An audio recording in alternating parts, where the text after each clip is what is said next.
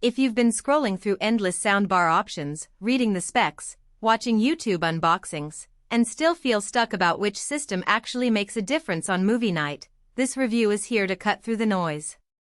I've spent the last few weeks setting up the Sonos Arc Ultra together with its dedicated Sub-4 and the Era 300 satellite speakers in a medium-sized living room, and I'm going to walk you through what really mattered once the box was opened. Link is in the description if you want to check the product details on Amazon. First off, the hesitation most buyers feel isn't about whether a soundbar can turn a TV's tinny audio into something richer. That's a given these days. The real worry is whether the whole package will actually fill the room, keep dialogue intelligible during fast-paced action, and not become a money-draining experiment that still leaves you reaching for the TV's built-in speakers for certain scenes. With a price tag that sits in the premium tier, the risk is buying a system that sounds great on paper but falls flat when you dim the lights and press play. So, who should consider the Sonos Arc Ultra bundle, and who might be better off looking elsewhere? If you're the type who watches a lot of dialogue-heavy shows, think crime dramas, political thrillers, or indie films where every whispered line carries weight, this system shines. The Arc's upward-firing drivers, combined with the Sub's low-frequency punch, create a layered soundstage that keeps speech clear without the hollow effect you sometimes hear when a Sub overwhelms a small bar. On the flip side, if your primary use is casual TV watching in a tiny bedroom or you only need a modest boost over your TV's built-in speakers, you'll probably find the extra cost hard to justify. Let's talk about how it performed in a real-world setting.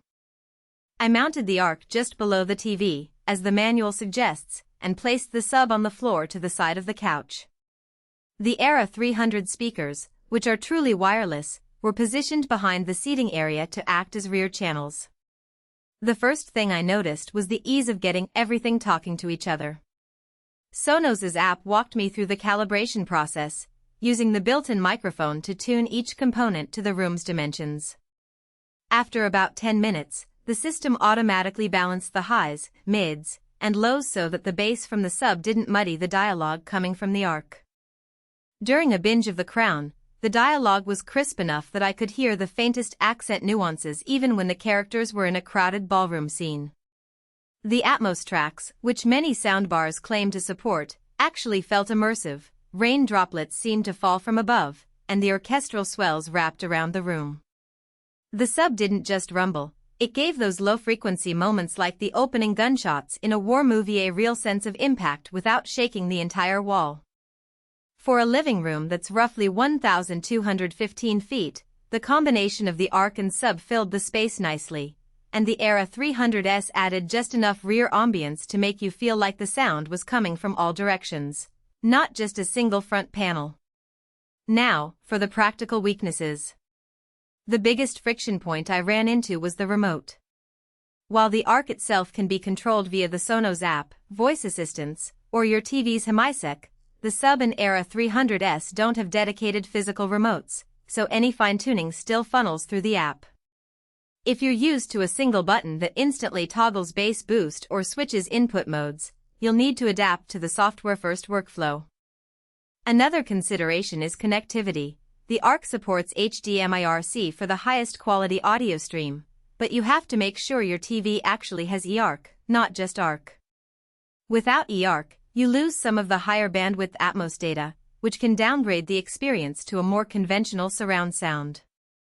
I found that on an older TV, the system still worked, but the Atmos effects were noticeably less detailed.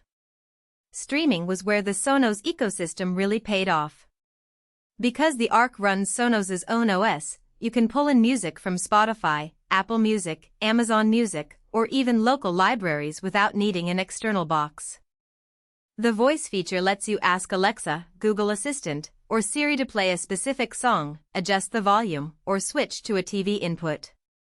In practice, that meant I could say, "Hey Alexa, play the movie soundtrack," and the soundbar instantly switched from the TV's audio to the streaming source. The transition is seamless, which is a subtle but real boost to convenience. However, if you rely heavily on third-party streaming apps that aren't in Sonos's library like certain niche sports channels, you'll need an additional device to cast the audio, which adds a small layer of complexity. So, is this a worthwhile upgrade over a standard soundbar? For most households that treat movie night as a weekly event and want an experience that feels closer to a home theater, the answer is yes. The combination of clear dialogue, controlled but powerful bass, and genuine surround